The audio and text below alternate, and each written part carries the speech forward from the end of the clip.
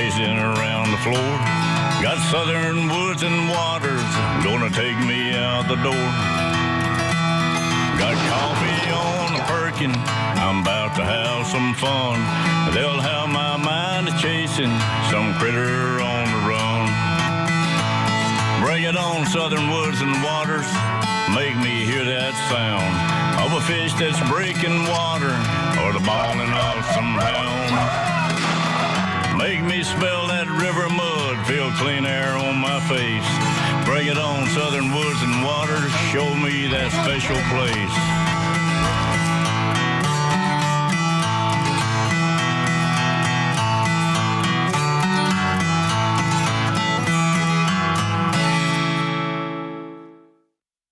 Good evening, everybody. Welcome to this week's edition of Southern Woods and Waters. Hope you're all having a great Thursday evening so far. I know we are. It is coming into a great time of the year for all of us. So tonight we've got a little bit of something for each and every one of you. We're going to be talking some fishing that's coming up.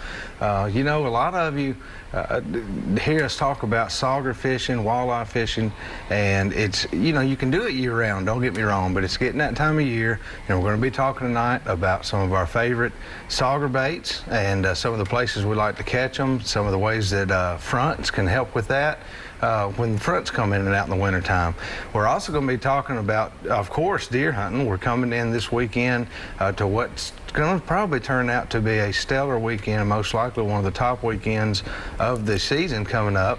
And we're going to be taking you guys out on a great hunt in West Tennessee with our buddy Duck and his cousin. And they're going to be hunting on a front as well, hunting over a food source. So we'll go ahead and pan out. And tonight we have got a stage full of just me and Dayton. Just me and Brandon. We're just here tonight, of course, like I say, we're going to be giving a lot of information tonight, Dayton. And what I want to dive into, y'all can see that we've got some baits here on the table. We're getting a little bit of feedback, sorry about that. So you can see we got a bunch of baits here on the table, and as we go through the night, we're going to actually kind of dissect some of these baits and talk about some of the ways that you like to use them and the times that you like to use them and not, because a lot of times, Dayton, it'll be, you're almost sitting on go. You know, of course, we talk a lot, multiple times a day, but if we're not together at the time, you're sitting on go. Right. And then all of a sudden, it's like, I gotta go. It's time to go. They're eating. So a lot of that is driven by these fronts and these systems that come in and out. So do you think, first of all, just to get started off, when it comes to sauger, number one, why do you think there's so much, it seems to be better in wintertime? I mean, as it gets colder, there's no doubt that sauger and walleye fishing seems to heat up. Well, sauger and walleye, I feel, are more active cold water fish. They like it when it's colder versus a bass or a crappie. Right. They get a little more active. And, you know, starting like November, the last few years, our season's been unseasonably warm. So that makes a little difference, but the problem right now we have is just no rain. Yeah. Now you got to follow the generating schedule if you're going to fish off the bank. That's important, and that's one of the things you're always watching. You've got to call your dams and see what generators are running, and you got to go in the daytime and look at these areas during the day to find the eddies and the places that the fish are going to be. It's hard to see that at night. You can't see it at night. I mean, it's impossible. So what are you looking for? When you're saying eddy, I know a lot of people at home know what that is, but what are you looking for? I know, number one, your first thing you're going to do is stand above the water, and look up high there and look. Right. What are you looking for? And what I'm looking for is water moving back towards the dam, or just water out in front of me 20 to 25 feet that's making a boil that's not just a straight current. Right, something's got a break in it somewhere. It don't matter if it's only 3 foot off the bank and it's not but 3 foot deep. Yeah. As long as you find one of them spots, them fish will come through there all night long and just stack up. They kind of congregate. Is bait coming to these areas? Yeah, I mean, that's what's going happens. on. So when they start pulling so much, the bait starts going in, the shad start going in, your rockfish, your skipjack, your drum, your bass, your crappie, everything's there. And they don't have to work nearly as hard to set out of that current as they do in that current. Right. You know, you think, well, they're fish, they don't mind current. I mean, to an extent they do after a while. I mean, they would rather get off the side of that current. They can rest, sit easier, and guess where the bait goes? Right there in those same eddies. place. They're going to the eddies the same way. So you're looking for those turns in the water and things like that. But as far as generation, now you're talking about you can call the TVA, you can call the line, you can go on. I like to use the website a lot of time. You can just go to TVA's website and pull the information for the dam that you're planning on fishing near. And we keep mentioning dams. You can catch them a lot of places. Don't get us wrong. But in general, if you want to find them, you can find them near a dam, almost any of them in this area. Tennessee River, Cumberland River, every one of our dams, all the lakes have them, except like Percy Priest. Right, correct. You know what I mean? It's more of a river fish. That's right. They're it's more a different of a type of water fish. because Percy Priest, just to put a little bit of explanation on that, it's a reservoir. Right. So it's a different type of situation than an Old Hickory or a Cordell Hole or something like that. So that's not to say they can't be in a reservoir, but Percy Priest, for example, is not one you're going to find them in. So what happens is they start gorging this time of year to spawn. So they start moving up, feeding on that bait a lot more. Yeah. But it really, really, really depends on the generating schedule, because after a certain point, it really don't matter if December, if it's 55 degrees in the daytime. Right. As long as that generator's on right, and you know where you need to be at each dam. Yeah. When they're not pullings, when you really want to go, just right over to your local dam.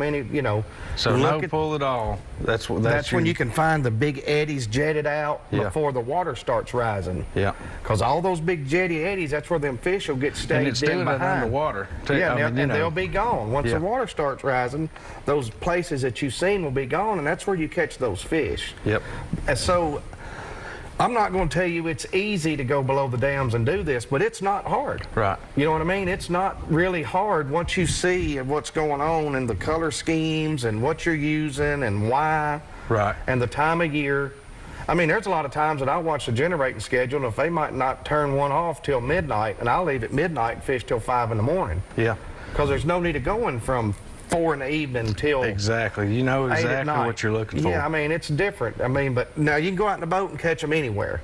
You know, that's a no-brainer. Yeah, it's different. I mean, you can access it. And it really don't matter about the generating schedule as far as that goes, because you're still bottom bouncing. Yeah. So at that point, you just don't want to be generating so hard that it's dangerous. You can't really just stay out. And if it's heavy enough, I mean, even aside from the danger factor, it's hard to set where you need to be when it's running too hard. Sure, but you can still work your way around the wing walls and stuff like that and get over. You just got to watch the water. You do. That's the major part. And you're typically fishing these baits on the bottom. Almost any of these baits what you're going to do is you're going to watch that current and say, I'm looking just 25 feet out and the water's just rushing by out there, but 15 feet out, that water's going back towards the dam. Yeah.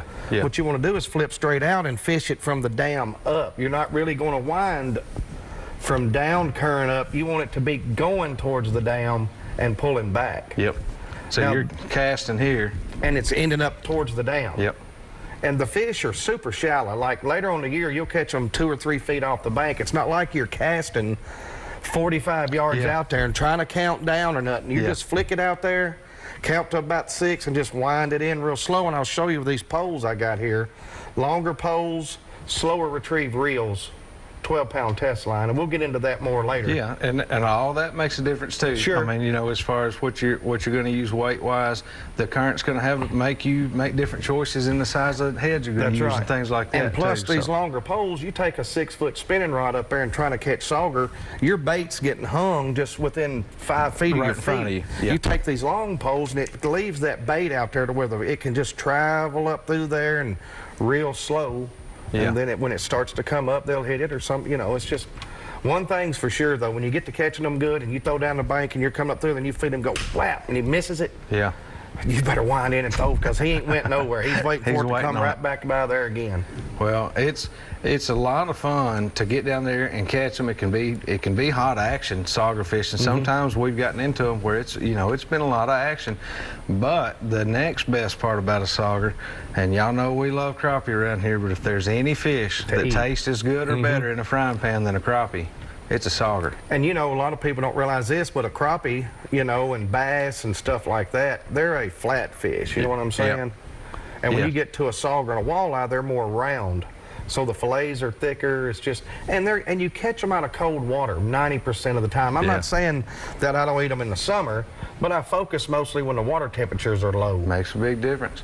Well, guys, let's go over right now and do this week's wild game forecast. This week's wild game forecast being sponsored by our friends over at Wilson Bank and Trust. Y'all can stop in at one of 30 Middle Tennessee locations and let them take care of all your banking and financial needs. And be sure to tell them thank you for all they do for us here at the show.